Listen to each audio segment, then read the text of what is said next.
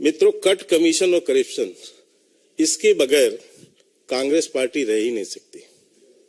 चाहे वो यूपीए के पिछले 10 साल जो केंद्र में उनकी सरकार रही, आपने देखा उसमें कितना भ्रष्टाचार हुआ, या वर्तमान में जो राज्य सरकारें हैं कांग्रेस पार्टी की, वो सब भी किस तरह आखंड भ्रष्टाचार में डूबी हुई हैं। आज छत्तीसगढ़, जो कि भूपेश बघेल जी के नेतृत्व में जहां कांग्रेस की सरकार चल रही है, वहां जो एक बहुत बड़ा शराब घोटाला हुआ है, मैं आज उस पर चर्चा करने के लिए आप लोगों के बीच आया हूं। तो पूरा देश ये मानता है कि कांग्रेस और भ्रष्टाचार एक दूसरे के पर्याय हैं। आप लोगों को जानकारी होगी कि मार्च 2023 में ईडी ने कई सर्च ऑपरेशन चलाए थे। लगभग 35 स्थानों में ये सर्च ऑपरेशन हुए, जिसमें छत्तीसगढ़, दिल्ली और पश्चिम बंगाल के राज्य भी शामिल हैं। वो जो सर्च ऑपरेशन चला, उस ऑपरेशन में कई लोगों के स्टेटमेंट लिए गए, कई लोगों की गिरफ्तारियां हुई, और उसमें जो तथ्य आए उससे छत्तीसगढ़ के शराब घोटाले का पर्दाफाश हुआ, और लगभग 2000 करोड़ रुपए से भी ज्यादा की राशि इस भ्रष्टाचार में अनुमानित है ईडी के द्वारा, जो कि 2019 से लेके 2022 तक के बीच, यानी गत 4 वर्षों के बीच का भ्रष्टाचार का यह मामला है। इसी सर्च के दौरान बहुत सी जानकारी हुई। उसमें इस सिंडिकेट को चलाने वाला, जो इसका मुख्य सरगना था, अनवर ढेबर, उसके खिलाफ ईडी को कई पुख्ता सबूत मिले और बाद में उसकी गिरफ्तारी भी हुई। अब ये जानना जरूरी है कि अनवर ढेबर कौन है। अनवर ढेबर जो है वो कांग्रेस पार्टी के एक वरिष्ठ नेता और रायपुर के मेयर एजाज ढेबर का बड़ा भाई, और छत्तीसगढ़ के राजनीतिक गलियारों में यह माना जाता है कि यह शख्स वहां के सीएम भूपेश बघेल के नजदीकी के रूप में चर्चित है। यही नहीं, वो शख्स किसी पद में नहीं है, लेकिन उसका शासन और प्रशासन में बहुत बड़ा रुतबा है। उसे कई वहां के राजनेताओं का और बड़े ब्यूरोक्रेट्स का संरक्षण भी प्राप्त है। ईडी की जांच में जो तथ्य सामने आए हैं, उससे स्पष्ट होता है कि इन 4 वर्षों में जो भ्रष्टाचार हुए, उसमें छत्तीसगढ़ के टॉप ब्यूरो और राजनेताओं की संलिप्तता भी है। आप लोगों को जानकारी होगा कि छत्तीसगढ़ में जो शराब का कारोबार होता है, वो पूरा राज्य सरकार के अधीन है। यानी कि शराब के प्रिक्योरमेंट से लेकर उसके रिटेल सेल तक, ये सारा काम Chhattisgarh state marketing corporation limited द्वारा होता है। अब अवैध रूप से शराब सिंडिकेट चलाने वाले अनवर ढेबर ने अपने राजनीतिक आकाओं के सह पर और अधिकारियों से जो मिली भगत उसकी थी, उसके आधार पर इस जो कॉर्पोरेशन है, इस पे उसने पूरी तरह अपना कब्जा कर लिया। कैसे कब्जा किया कि इस कॉर्पोरेशन के जो बड़े पदाधिकारी थे, जो बड़े ऑफिसर्स थे, जिसमें जो है वहां के एमडी या उस कॉर्पोरेशन को चलाने वाले जो अन्य बड़े पदाधिकारी, ये सब की नियुक्ति जो है अनवर ढेबर के खास व्यक्तियों की की गई और उसके कहने पर की गई, और ये सब हुआ मई 2019 में। अब जब उस पे सारे बड़े अधिकारी अनवर डेवर के ही खास लोग बैठे तो एक तरह से कहें तो पूरे छत्तीसगढ़ स्टेट की जो एक कंपनी है मार्केटिंग कॉर्पोरेशन लिमिटेड, इस पे जो है एक तरह से पूरा उसका कब्जा हो गया। मीडिया रिपोर्ट्स के अनुसार अवैध शराब का सिंडिकेट चलाने वाले अनवर डेवर ने 2019 में ही लीकर सप्लायर्स की एक बैठक बुलाई और इस बैठक में सरकारी अधिकारी भी सम्मिलित हुए। मैं पहले ही आपको बता चुका हूं कि अनवर डेवर किसी पद में नहीं थे, लेकिन एक अवैध बैठक उन्होंने बुलाई। अब उसका प्रभाव देखिए कि उसमें जो है लीकर सप्लायर भी आए और उसमें जो है गवर्नमेंट ऑफिसर्स भी आए और उसमें यह तय किया गया कि जो लीकर सप्लायर हैं वो Chhattisgarh state marketing corporation limited को जो सप्लाई करेंगे और जो ये शराब ये खरीदेंगे उसमें प्रति केस कमीशन शराब की क्वालिटी के अनुसार, जो सस्ती शराब है फिर उससे महंगी शराब है फिर उसकी महंगी शराब है, उसमें 75 रुपए से लेके 150 रुपए तक का पर केस कमीशन उनको देना होगा। बदले में अनवर डेवर ने इन लीकर सप्लायरों को यह आश्वासन दिया कि लैंडिंग दरों को आनुपातिक रूप से बढ़ाने का उसने उनसे वादा भी किया।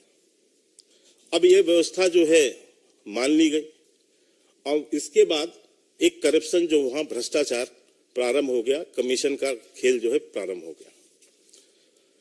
मित्रों, मैंने पहले ही आपको बताया कि छत्तीसगढ़ स्टेट जो वहां का मार्केटिंग कॉर्पोरेशन है लिमिटेड, वो प्रोक्योरमेंट से लेके और रिटेल शॉप तक सारा काम वही देखती है। अब इस पे अनवर डेवर का कब्जा था, तो इसलिए इसके अंतर्गत आप ये सोच रहे होंगे कि केवल प्रोक्योरमेंट हो रहा है और रिटेल शॉप तक बिक रहा है, ऐसा नहीं है।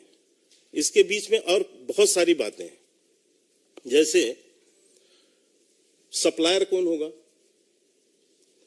सप्लाई का लाइसेंस किसको मिलेगा, कौन कौन अधिकारी प्रदेश स्तर से लेके जिला स्तर तक जो है आबकारी अधिकारी जो है नियुक्त होंगे, ये कंपनी में मेन पावर सप्लायर कौन होगा, क्योंकि जब सरकारी दुकानें हैं तो वहां पर जो बिक्री के लिए आदमी हैं, जो वहां पर सुरक्षा के लिए आदमी हैं, ये सब मेन पावर लगता है उसमें। तो उसका सप्लायर कौन होगा, कैश कलेक्शन वेंडर कौन होगा, और बोतल बनाने वाला बोतल मेकर कौन होगा, होलोग्राम मेकर कौन होगा, और किससे कितना कितना कमीशन लिया जाएगा, ये सारा चीज जो है अनवर डेवर तय कर रहा था और जो है अधिकारियों के मिली भगत से कर रहा था। यह तो एक तरीका था भ्रष्टाचार का। एक और दूसरा अनोखा तरीका देखने को मिला है। अनवर डेवर ने बेहिसाब अवैध कच्ची और देसी शराब बनाने और बेचने की एक कुटिल योजना बनाई हुआ। उसने अवैध कच्ची शराब और देसी शराब को बेचने के लिए नकली बोतल बनवाए। उसने उसमें जो नकली और अवैध देसी शराब है उसे भरवाया, उस पर डुप्लीकेट होलोग्राम लगवाया और उस अवैध कच्ची और देसी शराब को सरकारी दुकानों से बेचने के लिए दबाव भी बनाया। अब महत्वपूर्ण बात यह है इसमें कि यह अवैध कच्ची और देसी शराब राज्य के सरकारी गोदामों में नहीं जाता था। लगभग 800 दुकानें हैं वहां पर, छोटा राज्य है।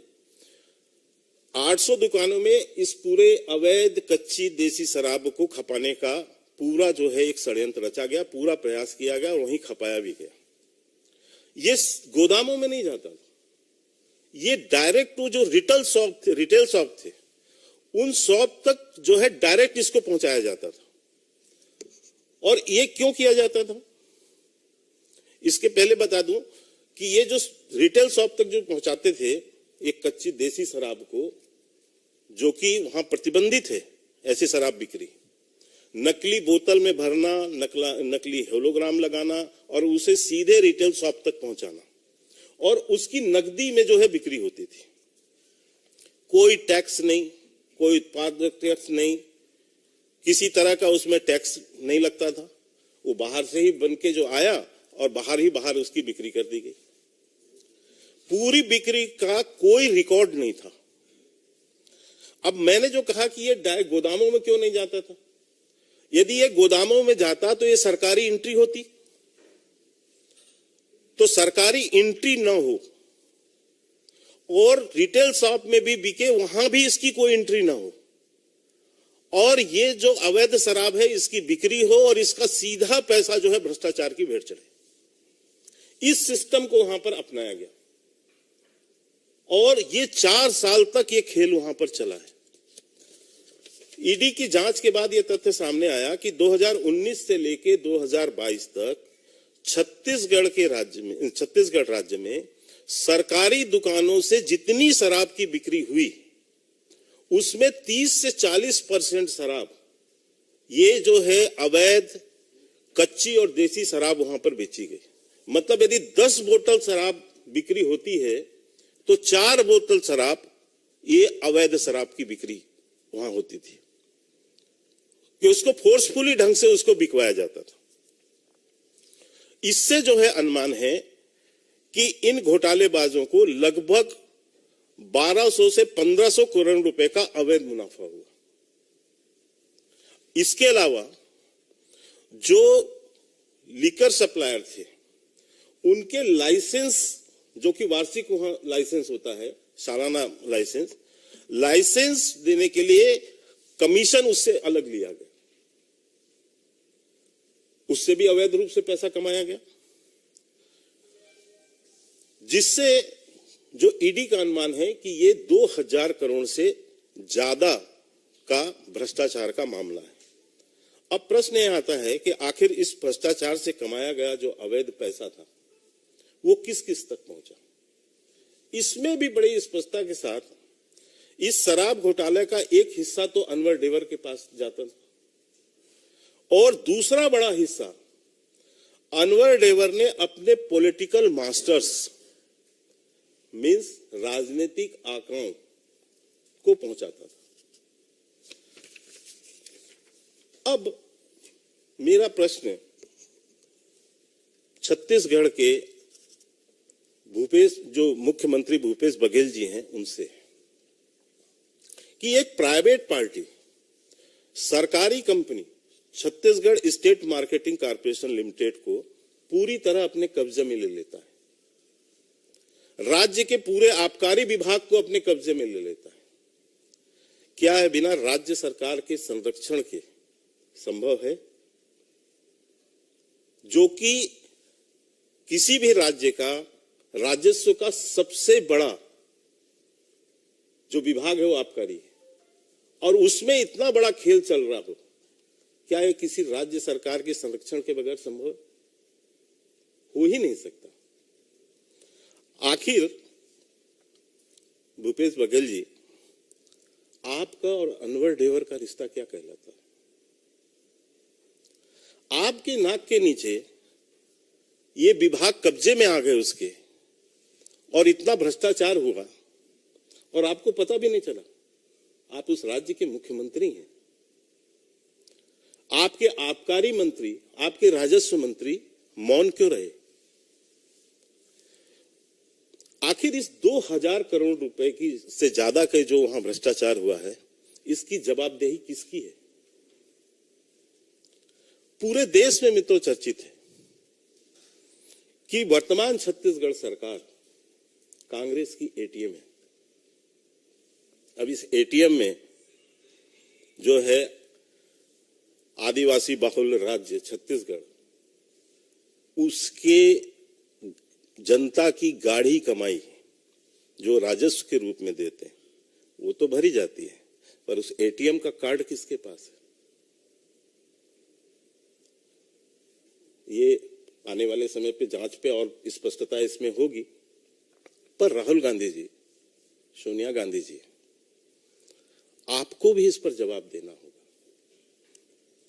आप मौन नहीं साध सकते, क्योंकि एक आदिवासी बाहुल्य राज्य की जनता की गाढ़ी कमाई की लूट हुई है। तो इसलिए आज देश भी अपेक्षा करता है कि आप जो है इस भ्रष्टाचार पर अपनी जबान खोलें। मित्रों, ये केवल आर्थिक भ्रष्टाचार का मामला नहीं, ये प्रदेशवासियों के स्वास्थ्य के साथ में एक बहुत बड़ा खिलवाड़ किया गया है, क्योंकि अवैध शराब की बिक्री जो प्रतिबंधित है उसको बेचा गया है। इससे वहां के प्रदेशवासियों के स्वास्थ्य पे भी जो है गहरा प्रभाव पड़ा है। मैं आज सुन रहा था, भूपेश बघेल जी कल इस पे प्रतिक्रिया दे रहे थे और वो तर्क नहीं कुतर्क कर रहे थे। वो ईडी की कार्रवाई पर प्रश्न उठा रहे हैं। वो ईडी के जांच के दायरे को जो है परिभाषित करने की कोशिश कर रहे हैं कि ईडी क्या कर सकती है, क्या नहीं कर सकती। इस बात की चिंता नहीं कर रहे हैं कि इतना बड़ा 2000 करोड़ से ज्यादा का घोटाला हो गया उनके राज्य में, उस पर वो गंभीरता से जांच करें, अपने स्तर पर जांच करें, दोषियों को वो करें। उसके बजाय वो जो है कुतर्क कर रहे हैं और यहां तक कह रहे हैं कि जांच की आंच वो अपने तक पहुंचने की भी बात कर रहे हैं। स्वयं कह रहे हैं कि ये जांच की आंच मेरे तक भी पहुंच सकती है। तो बघेल साहब, ये आपकी आशंका है या आपकी स्वीकारोक्ति है? या आशंका व्यक्त कर रहे हैं या आप स्वीकार कर रहे हैं? इससे तो स्पष्ट है कि दाल में कुछ काला नहीं है, बल्कि पूरा का पूरा दाल ही काली है। इस भारतीय जनता पार्टी आज भूपेश बघेल जी से ये कहना चाहती है कि इतना बड़ा जो शराब घोटाला आपके राज्य में हुआ है, आप इसकी जवाबदेही लें और तत्काल अपने पद से त्यागपत्र दें।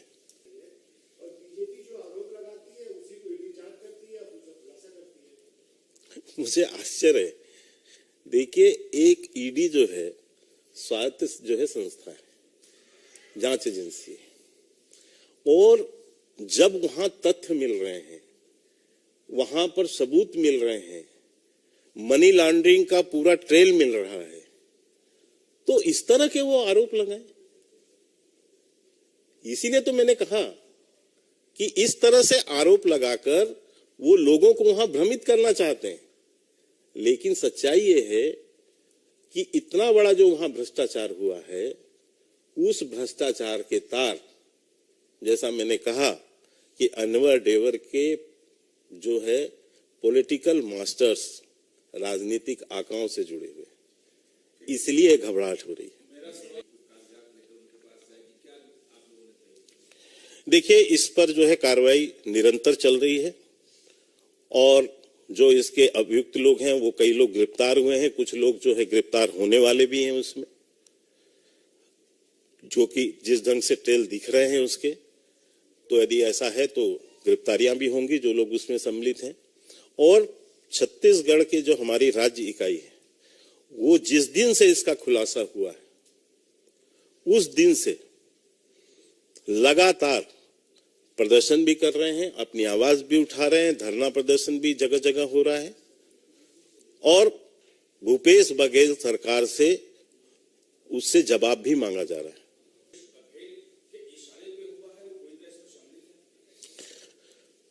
जब एक राज्य में मैंने पहले ही कहा है, इसका उत्तर दिया है कि राजस्व का सबसे बड़ा सोर्स, उस विभाग में इतना बड़ा घोटाला हो रहा, तो क्या ये बगैर राज्य के यानी शासन प्रशासन के संरक्षण के बगैर हो सकता है क्या? ये संभव है क्या? तो इससे तो स्पष्ट है।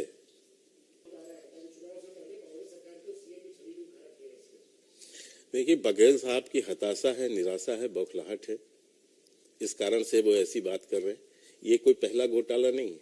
आपने इसके पहले भी देखा है कि वहां कई घोटाले सामने आए हैं और कई जो है शासन प्रशासन के जो लोग उसमें जो है अरेस्ट भी हुए।